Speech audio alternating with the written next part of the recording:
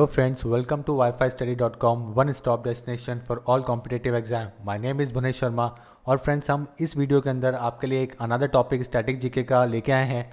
वो है countries and there national game.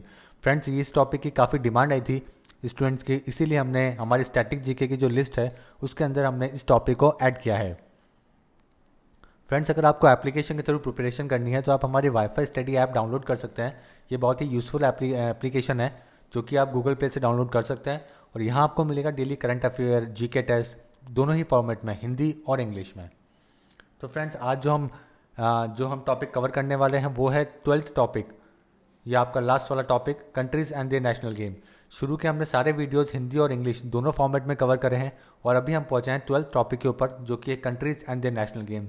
ये जो टॉपिक है फ्रेंड्स ये इंपॉर्टेंट है क्योंकि रेलवेज में और बाकी सारे यूपीएससी के अलावा जो बाकी पेपर हैं उनमें इनको पूछ लिया जाता है। कई बार एक क्वेश्चन इसमें ज़रूर आ जाता है, हालांकि यूपीएससी में भी आता है, लेकिन यूपीएससी में जब आता है तो उसके अंदर एक ट्रिक यूज़ होती है जो कि मैं आपको बताऊंगा कि अगर ये क्वेश्चन आता है यूपीएससी के एग्ज़ाम में बन के तो थोड़ा डिफिकल्ट हो जाता है और उसको कैसे आपको डिकोड करना है ये मैं आपको अभी बताऊंगा।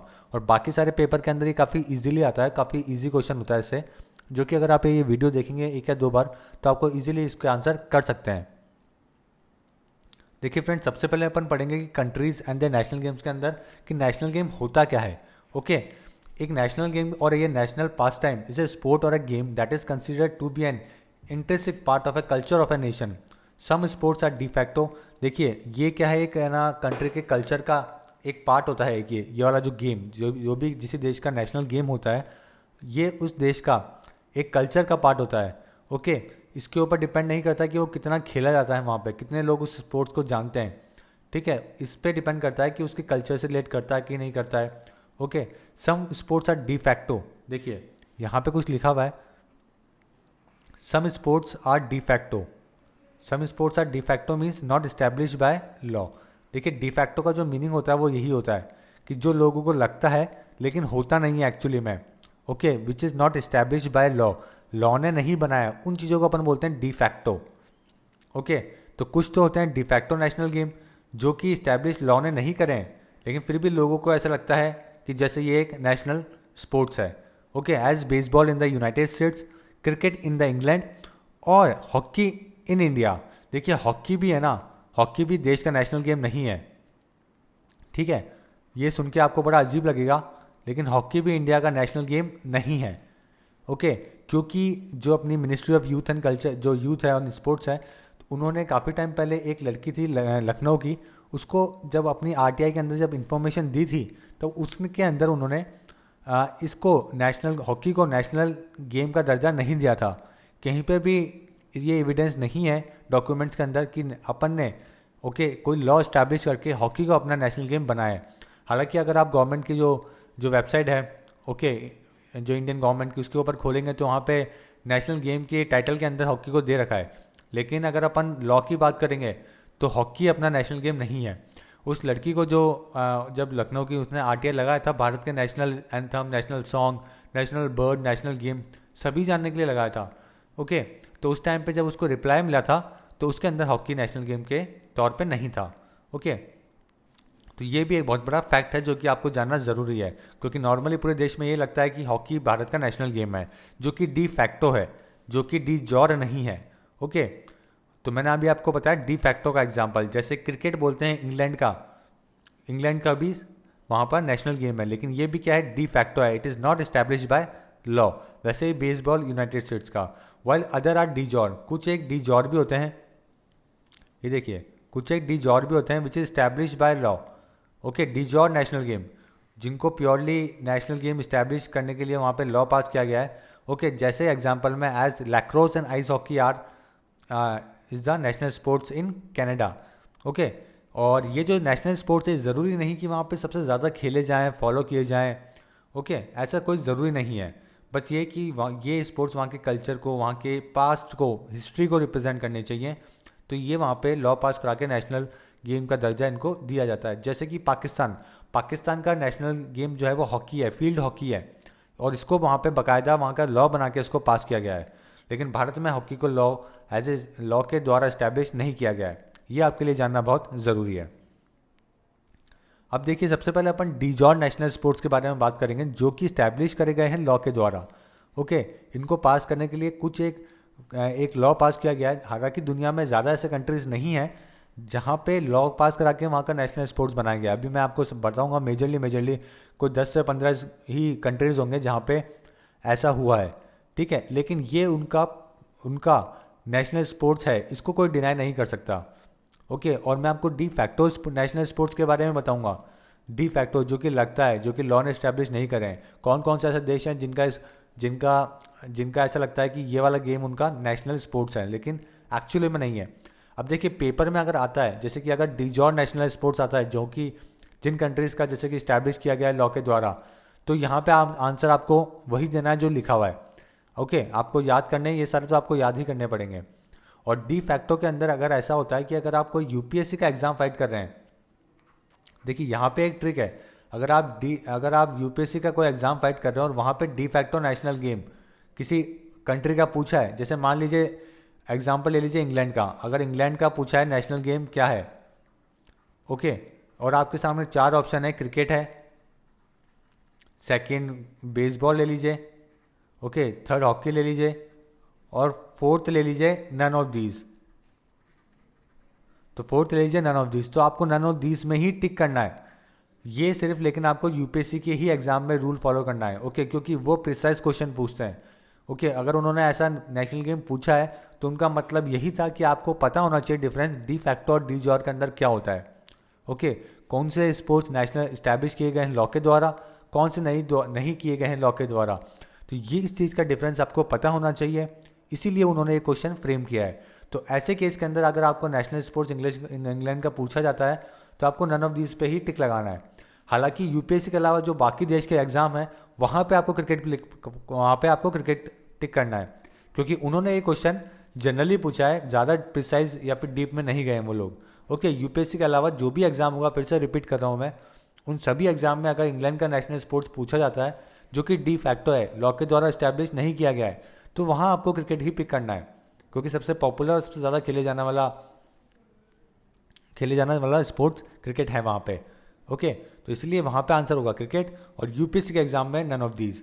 हालांकि अगर कोई डीजॉर आता है तो सारे एग्जाम में ही वही लगाना है जो कि आपको मैं सामने आपके प्रेजेंट करने वाला हूँ। ओके, वो आपको याद भी करना है, डीजॉर नेशनल स्पोर्ट्स जो कि इस्टेब्लिश किए गए हैं लॉ के द्वारा।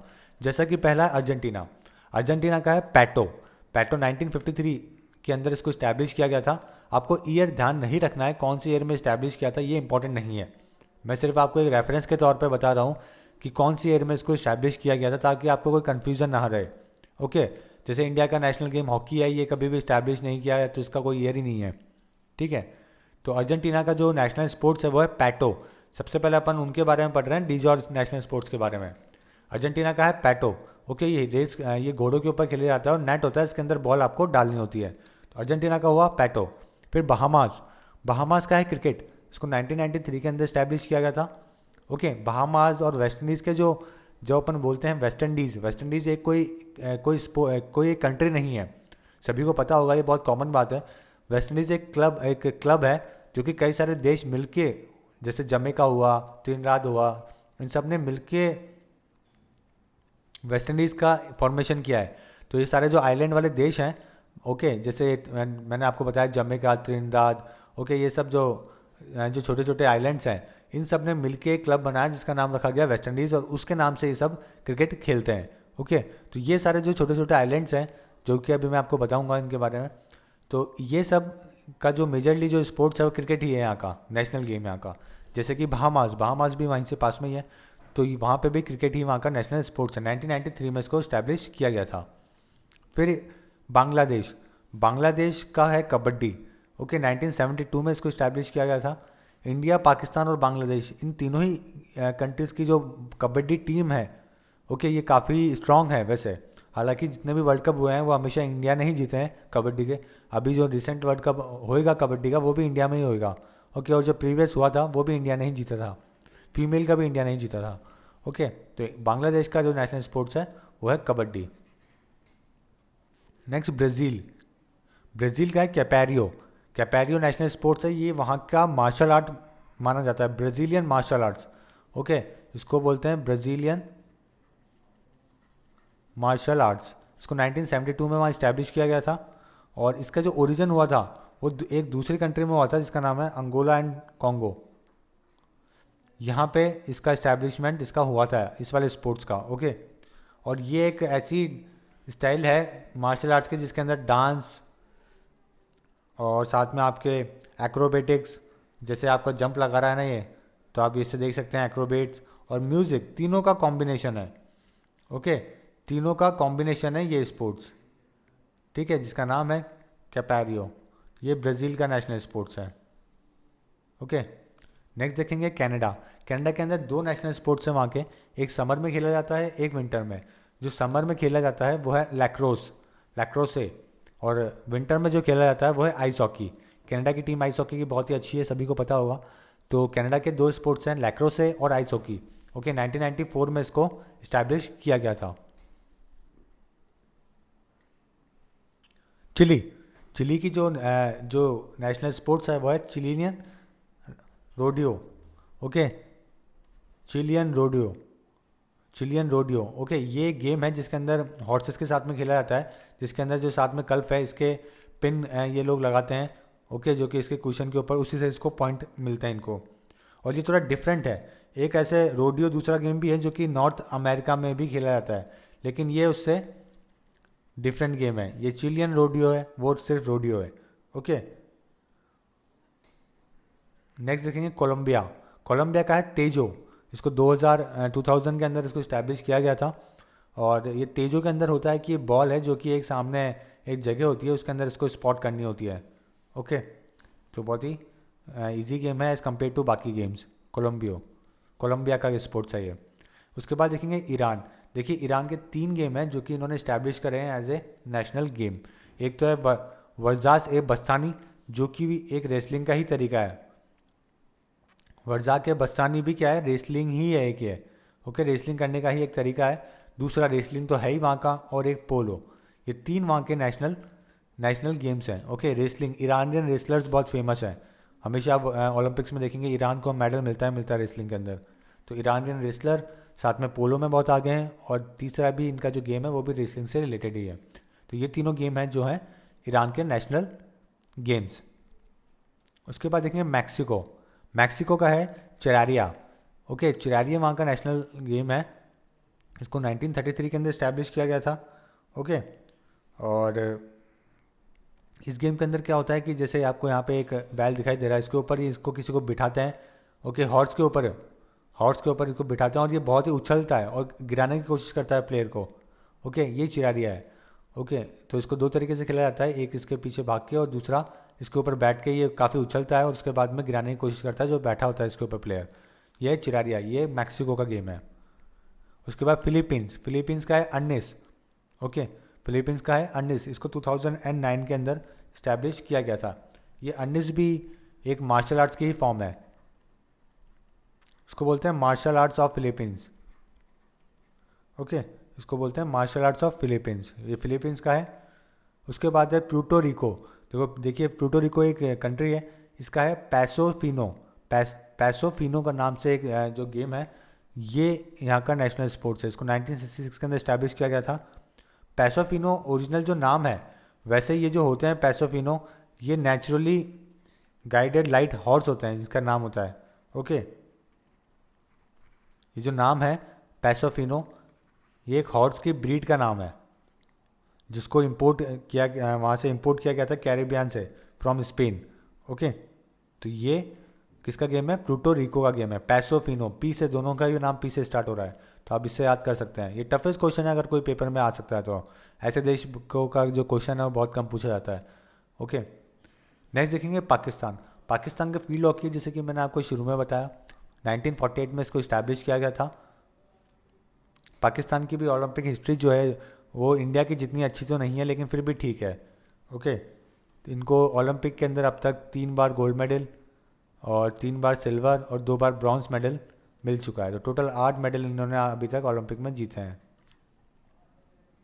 उसके बाद श्रीलंका का है वॉलीबॉल। बहुत ही फेमस गेम है इंडिया के अंदर। वैसे इंडियन टीम भी वॉलीबॉल की काफ़ी ठीक है कंपेयर टू अगर एशियन बाकी कंट्रीज़ के देखा जाए तो। श्रीलंका का गेम है वॉलीबॉल। नेपाल का है डांडी बियो। ये एक गिल्ली डंडा, देखिए इंडिया में एक गिल्ली डंडा जैसा गेम है, ओके, उसी का ही थोड़ा सा सिमिलर गेम है डांडी बियो। 1973 में इसको इस्टेब्लिश किया गया था। डांडी बियो कहाँ का नेशनल गेम हुआ? नेपाल का। तो उरुग्वे, उसके बाद देखेंगे उरुग्वे। उरुग्वे का नेशनल गेम जो है वह डेस्टिजस क्रोलस। ओके, डेस्टिजस क्रोलस गेम है, ये भी हॉर्स के ऊपर खेला जाता है। इसको 2006 के अंदर इस्टेब्लिश किया गया था। ये यूरुग्वे का नेशनल स्पोर्ट्स है। तो फ्रेंड्स, ये जो मैंने अभी आपको बताया, तो ये सारे थे डी जॉर्ज नेशनल स्पोर्ट्स जो कि इस्टेब्लिश करे गए हैं लॉ के द्वारा। मैं आपको एक बार रिवाइज करवा देता हूँ। ये सब यूरुग्वे का है डेस्टिजस क्रोलस, उसके बाद नेपाल का है डांडी बियो, उसके बाद श्रीलंका का वॉलीबॉल, पाकिस्तान का फील्ड हॉकी, पुर्टोरिको का पैसोफिनो, फिलीपींस का एर्निस, मैक्सिको का कैरेरिया, ईरान का वर्जी ए बस्तानी रेसलिंग और पोलो, ये तीनों गेम, कोलंबिया का तेजो, चिली का चिलियन रोडियो, कनाडा का लैक्रोस आइस हॉकी और ब्राज़ील का कैपेरियो, बांग्लादेश का कबड्डी, बहामास का क्रिकेट और साथ में अर्जेंटीना का पैटो। तो ये सारे गेम हैं जो कि डीजॉर है इस्टेब्लिश करे गए हैं, या इनको लॉ पास किया गया है इनको नेशनल स्पोर्ट्स का दर्जा देने के लिए।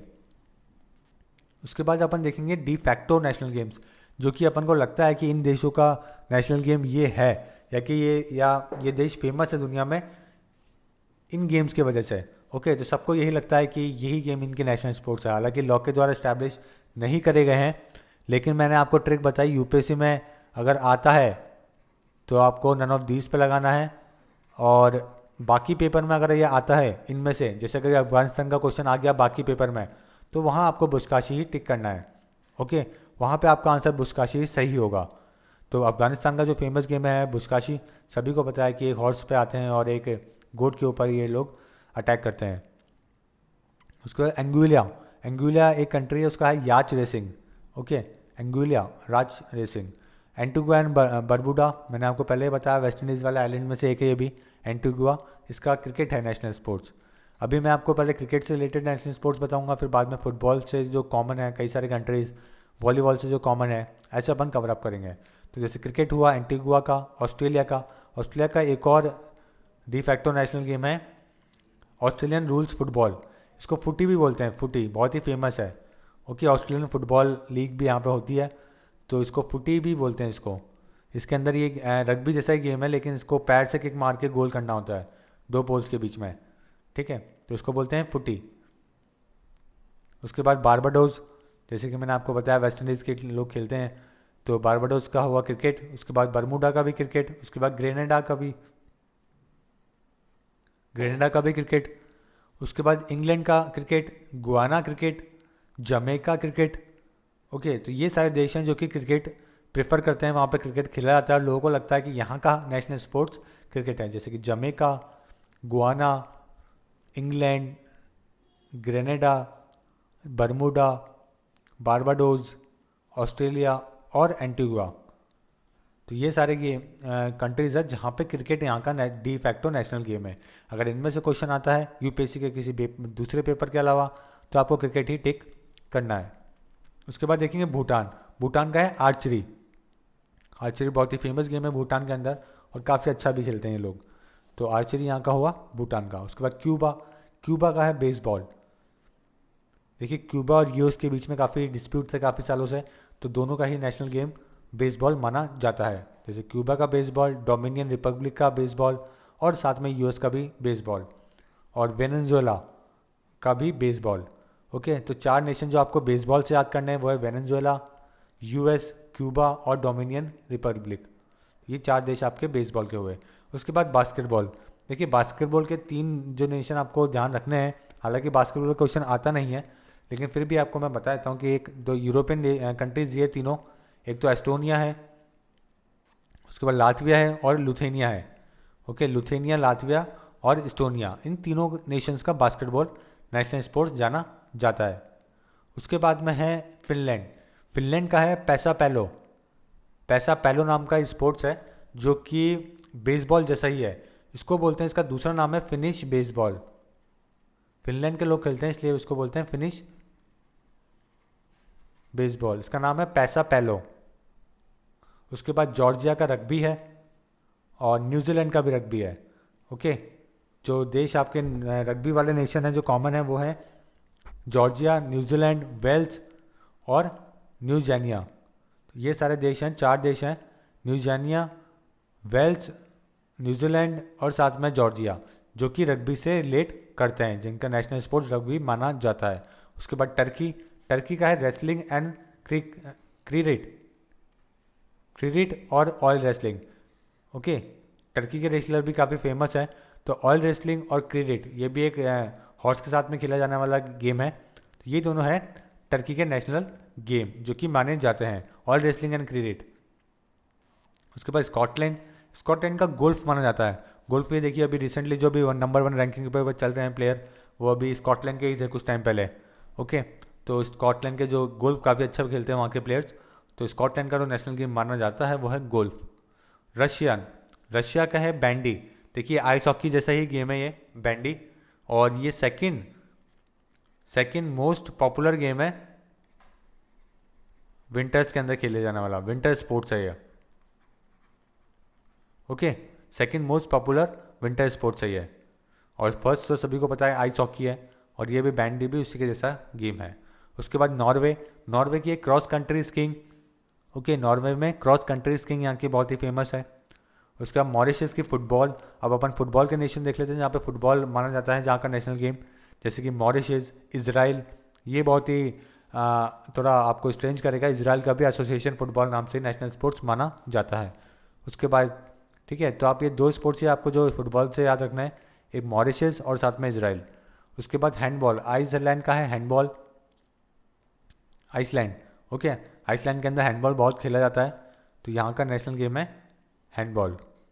उसके बाद में आयरलैंड, देखिए इसमें कंफ्यूज नहीं होना है, आइसलैंड का तो हैंडबॉल हो गया, और आयरलैंड, आयरलैंड का जो है वो गार्लिक गेम्स है, ग्रैलिक गेम्स, ग्रैलिक गेम्स है। ग्रैलिक गेम्स जो 2 होते हैं जो सबकी मेजरली यहाँ पे खेले जाते हैं, एक तो है ग्रैलिक फुटबॉल और दूसरा है हर्लिंग। ओके, और भी ये तो 2 मेजर गेम्स हैं जो कि इस ग्रैलिक गेम्स में आते हैं। उसके अलावा और भी है, जैसे कि हैंडबॉल भी खेलते हैं, राउंडर्स खेलते हैं। ओके, तो ये सारे गेम्स यहाँ पे, इन गेम्स को यहाँ पे नेशनल गेम्स का दर्जा दिया गया है डी फैक्टो तरीके से। उसके बाद जापान, जापान का सुमो है, बहुत ही कॉमन नाम है, सुमो रेसलर जापान के बहुत ही फेमस है। साउथ कोरिया के ताइकांडो, ये भी एक फॉर्म है मार्शल आर्ट्स के अंदर जो आती है, ताइकांडो। ओके, ये है साउथ कोरिया की। और मलेशिया का है सिपैक टैक्रो। देखिए सिपैक टैक्रो एक वॉलीबॉल जैसा ही गेम है, लेकिन इसको पैरों से खेला जाता है।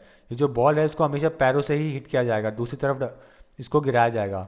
ठीक है, उसका नाम है सिपैक टैक्रो। ये मलेशिया का नेशनल स्पोर्ट्स जाना जाता है।